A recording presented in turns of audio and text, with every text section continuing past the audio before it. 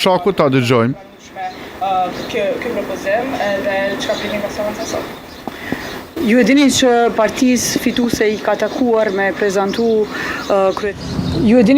partisë fituese I ka takuar me prezantu kryetarin për kuvendin e Kosovës dhe tani për të 20 herë po provojmë që ta kemi konstituimin e kuvendit, një proces tepër I rëndësishëm për demokracinë tonë, po dhe I domosdoshëm, por kjo ka shpërfaq një pa aftësi të partisë fituese për të asiguruar shumicën në kuvend. Edhe kjo tregon shumë që partia fituese nuk ka lënë as pak hapësirë për partneritet përmbajtësor që do t'i siguronte Kosovës të mira.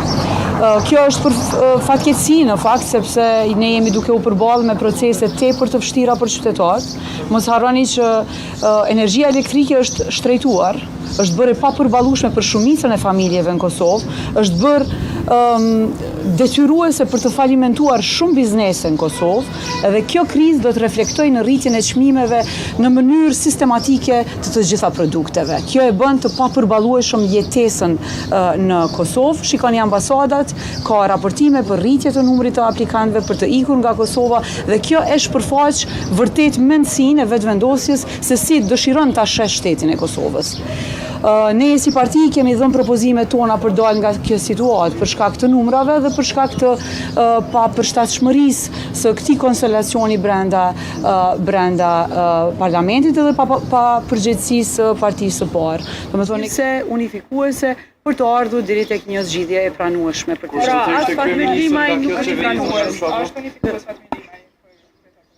Jo, nuk e di, me thënë të drejtën kushdo që prezantohet nga vetëvendosja, ne kemi thënë që nuk do ta votojmë dhe kjo është një qëndrim që e kemi bërë të njohur tash sa herë. Preferon për kryeministrin LDK në rast të qeverisë kalimtare?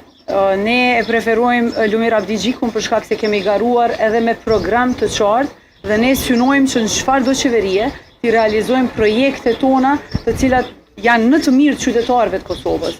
Mos harroni kemi planifikuar që t'i rrisim pagat më njëherë për qytetarët, të bëjmë disa reforma ekonomike që do ta bënin më të lehtë jetën e qytetarëve, prandaj kjo ka qenë propozimi jon, por për qeverinë unifikuese do të ishte detyrë të gjitha partive politike që të negocianin dhe të vinin pastaj me propozime. Ideja për qeverinë unifikuese nuk ka qenë domosdoshmë që të jetë kryeministri nga ana tona, po të jetë si rezultati një negociimi të brendshëm. Po kjo është zgjidhje kalimtare, të cilën me gjas nuk e kanë përkrahur partitë e tjera.